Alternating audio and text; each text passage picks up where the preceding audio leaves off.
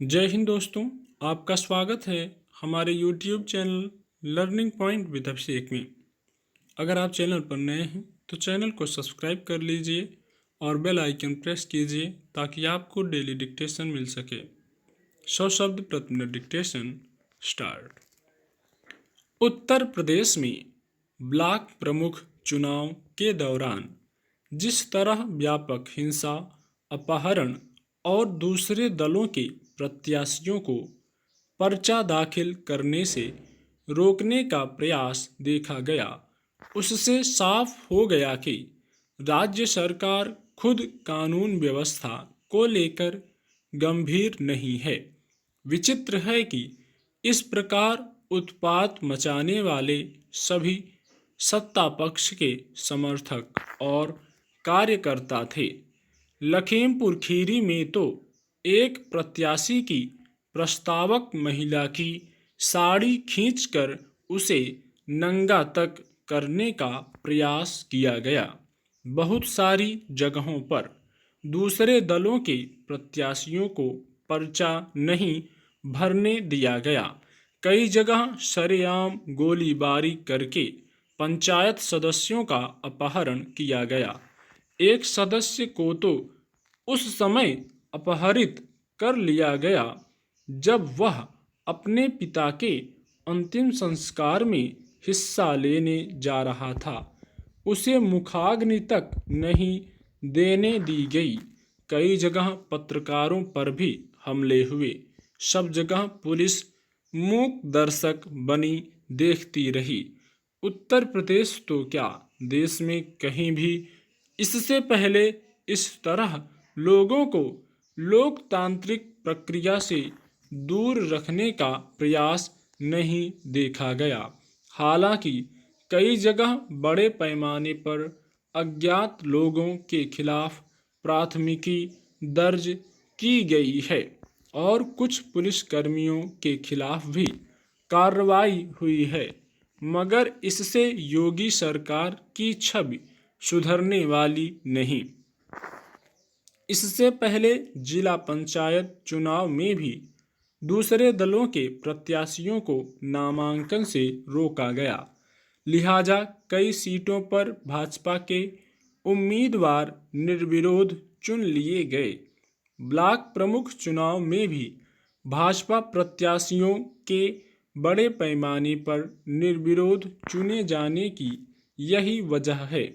उत्तर प्रदेश में भाजपा कार्यकर्ताओं की इन हकीकतों की वजह से स्वाभाविक ही सवाल उठने शुरू हो गए हैं कि क्या इसी तरह वह विधानसभा चुनाव भी लड़ने की तैयारी में है।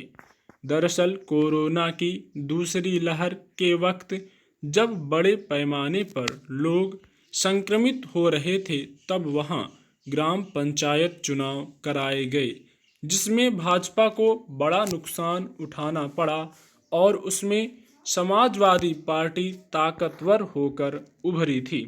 उसे लेकर विधानसभा चुनावों की तस्वीर आंकी जाने लगी थी।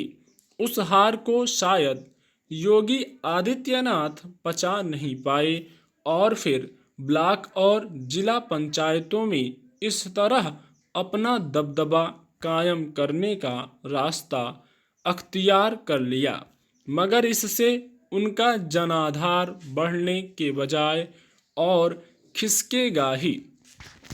जब योगी आदित्यनाथ ने प्रदेश की कमान संभाली थी तो उन्होंने दावा किया कि अपराधियों और गुंडों के लिए राज्य में कोई जगह नहीं होगी।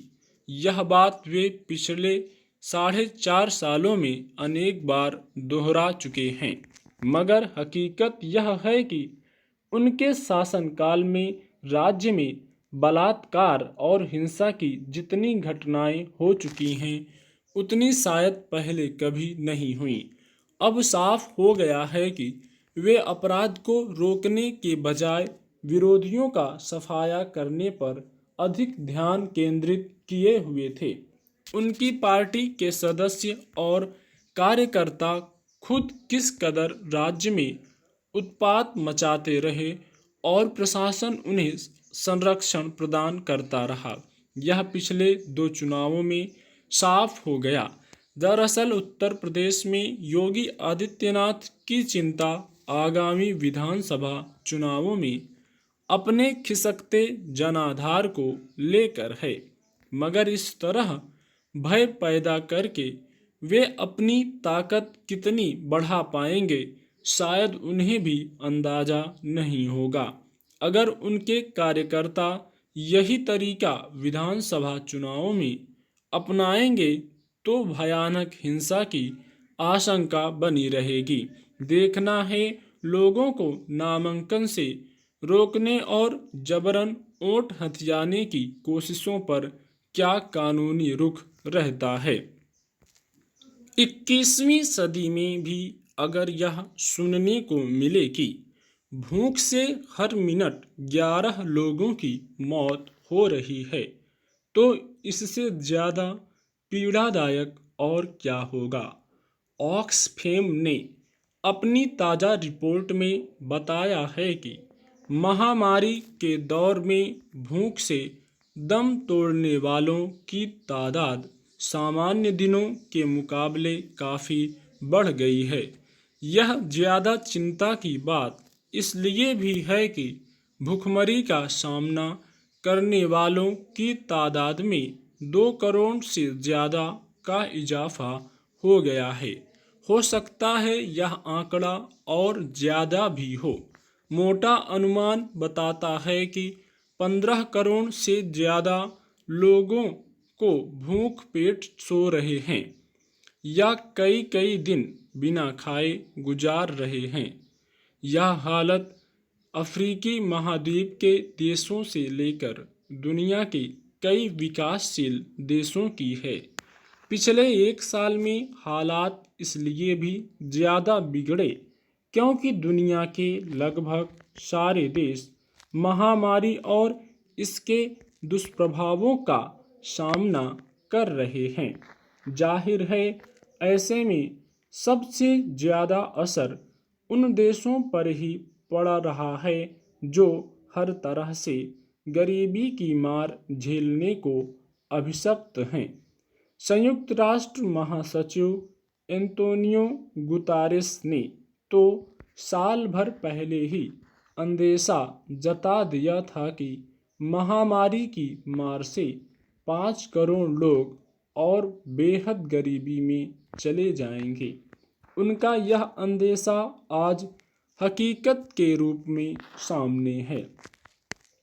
इसमें कोई संदेह नहीं कि आधी से ज़्यादा दुनिया गरीबी और भूखमरी की समस्या से जूझ रही है।